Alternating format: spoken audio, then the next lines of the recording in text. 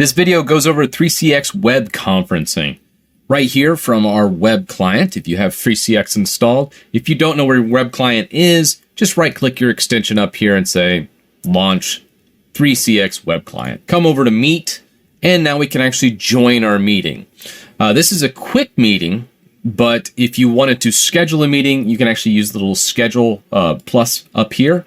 And you can fill all this in, add participants, send through email, Outlook online, Google, you name it. It's all right here. But for today, we're just going to go ahead and cancel this and just do a regular meet. So we'll come into here and say, I want to do this meeting right now. From this, we've actually joined the conference. On initial launch, it'll say, hey, tell people this URL. We'll copy this, and I'm just going to email it to myself. And then I'm going to pull up my phone on the right-hand side here. So my phone's over here. This is actually just screencasts. And I'm going to select this. And it's going to say, hey, do you want to join this conference? I'll say, yes, let's join. And join now. And this should have me pull up. And you can see right here is me on the cell phone. So you can actually pull up, but that's not where this ends. You can add other people. You can actually use your cell phone as your webcam on here as well if you don't have a webcam. So in a pinch, you can always get 3CX web conferencing going. I'm going to go ahead and shut that off just because it can get a little bit tricky when you have multiple instances. I don't want to confuse anybody. You can also present, like let's say I wanted to present my desktop to my cell phone here or any participant in this. I would go ahead and say present, and you can say a document, a chalkboard.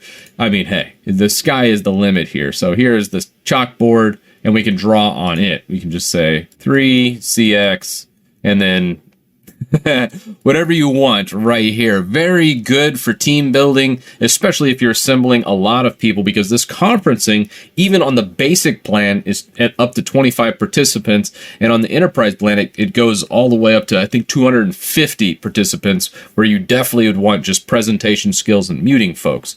So you have this chalkboard, and you can also present your screen. Now let's stop sharing there. And I'm going to go ahead and pull this back out.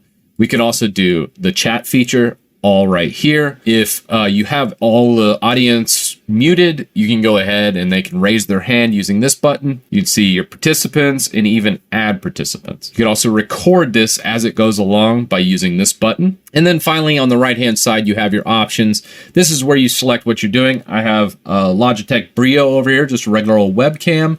And then I also have a microphone plugged in. You don't really want to use your webcam audio if you can help it. I always recommend a dedicated mic, but it just depends on you.